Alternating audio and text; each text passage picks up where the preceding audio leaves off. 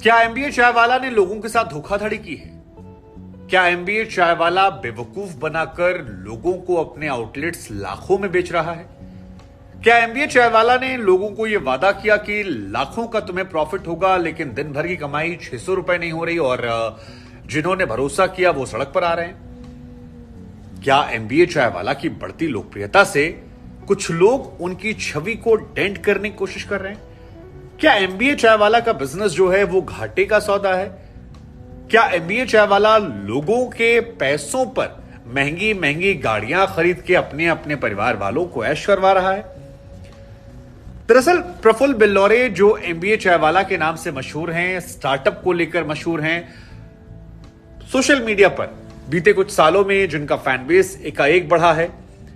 उनके motivational videos या उनकी बातों को बहुत लोगों ने देखा समझा जाना, सोशल मीडिया पर खूब सारी तस्वीरें आई,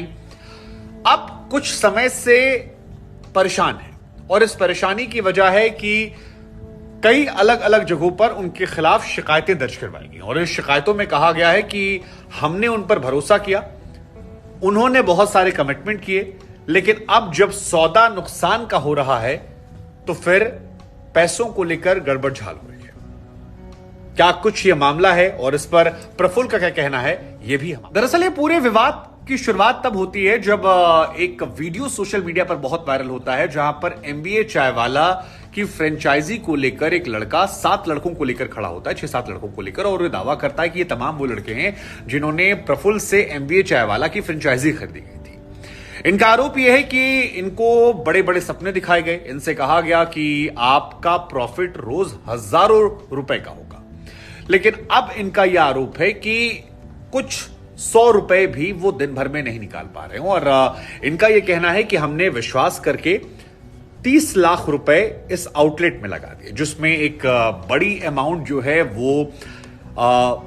पूरे उनकी तस्वीरें में या फिर अंदर जो सेटअप किया जाता है जिससे आउटलेट का लुक जो है वो एमबीए चाय वाला हो जाए, उसको हमने दे दिया और कुछ पैसा इसमें हमने फ्रेंचाइजी को लेकर दिया।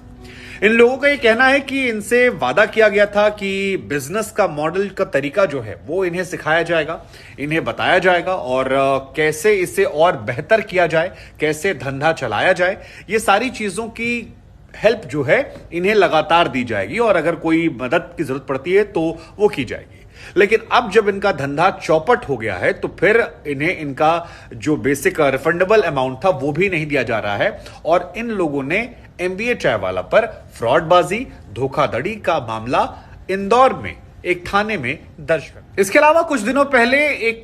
कॉल रिकॉर्डिंग जो है उसको भी वायरल सोशल मीडिया के जरिए किया गया था, जहां पर इंदौर में एक शख्स हैं युवराज, उनकी प्रफुल्ल से बात होती है और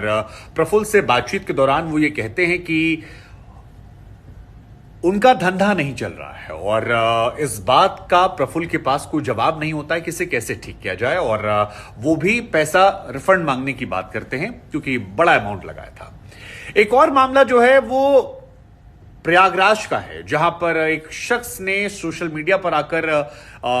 एक नोटिस दिखाया और कहा कि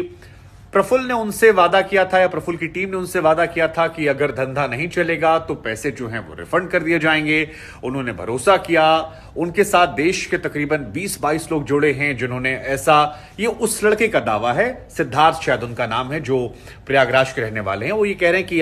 हमारे साथ जुड़े और सभी लोगों से ऐसे ही वादे किए गए थे, लेकिन जब हमारा धंधा नहीं चला और हमने शिकायत की तो फिर और सोशल मीडिया पर जब हमने बात रखनी शुरू करी तो हमें 1 करोड़ रुपए का मानहानि नोटिस जो है वो प्रफुल्ल की तरफ से दे दिया गया है।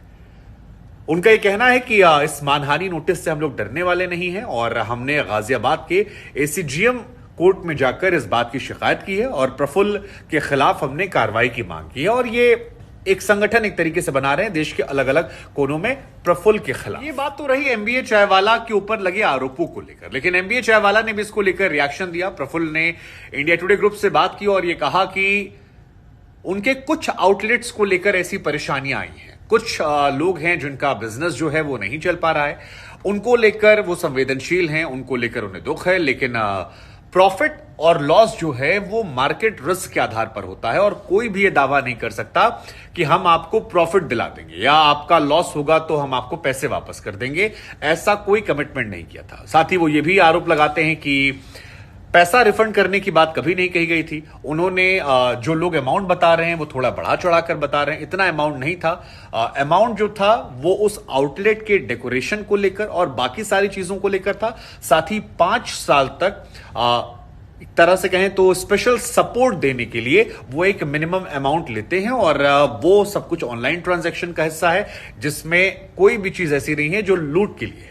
वो कह रहे हैं कि हमारे कई आउटलेट्स अभी भी अच्छे चल रहे हैं, कुछ आउटलेट्स में लोगों ने मेहनत नहीं की या 10 दिन में धंधा खड़ा नहीं होता है, धंधे में संयम मांगता है, कमिटमेंट मांगता है, कुछ लोगों के व्यक्तिगत कारणों के चलते नहीं चला। उनके लिए दुख है, लेकिन उनकी निजी छवि को जो हानि पहुंचाई जा रही है इसके खिलाफ वो भी कानूनी कार्रवाई करेंगे ताकि उनको नुकसान ना हो और उनका बिजनेस जो है वो खराब ना हो, आगे लोग उनके धंधे को लेकर सवाल जवाब ना कर पाए। ये प्रफुल्ल की तरफ से स्टेटमेंट। खैर, प्रफुल्ल के स्टेटमेंट और लोगों की शिकायतों के बीच में एक बात तो स्पष्ट है कि जिस तरह से पॉजिटिव पब्लिसिटी जो है वो लोगों के दिमाग में एक परसेप्शन बनाती है, ऐसे ही कई बार नेगेटिव पब्लिसिटी जो है वो भी दिमाग में एक धारणा बना देती है। अब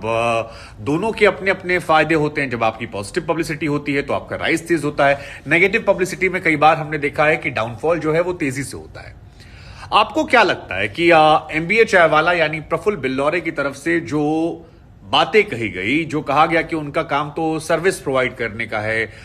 उनके नाम के आउटलेट्स जो हैं उसमें जो सामान वो देते हैं उसके पैसे चार्ज करते हैं, थोड़े से कस्टमर सपोर्ट को लेकर चार्ज करते हैं, वो जस्टिफाइड है या उन पर उनकी छवि को बदनाम करने की कोशिश की जा रही है क्योंकि कुछ आउटलेट्स नहीं चले? हालांकि ये भी सच है कि धंधा पानी हर इलाके का अलग अलग होता है, हर इलाके की डिमांड अलग होती है। या फिर वो जो तमाम लोग हैं, जो चाहे इलाहाबाद वाला लड़का हो जो कह रहा है कि 1 करोड़ के मानहानि का नोटिस दिया गया है, या इंदौर में वो 6-7 लोग जो हैं जो कह रहे हैं कि हमारा आउटलेट नहीं चला और हमसे कहा गया था कि आपको 10,000 का प्रॉफिट होगा लेकिन हम 6,000 रुपए नहीं कमा पा रहे हैं, अब हम अपने माँ बाप को मुंह कैसे दिखाएं? हमने 30-35 लाख रुपए प्रफुल्ल के नाम पर लगा दिए, उनके बिजनेस को देखकर लगा दिए, अब हम कहां पर जाएं? तो हमें लगा हम आपसे पूछते हैं इस पूरी खबर को बताने के बाद कि इस पर आपकी सोच क्या है, आप क्या रिएक्शन इस पर दे रहे हैं और आपको क्या लग रहा है, कौन सही है कौन गलत है, जरा कमेंट करें।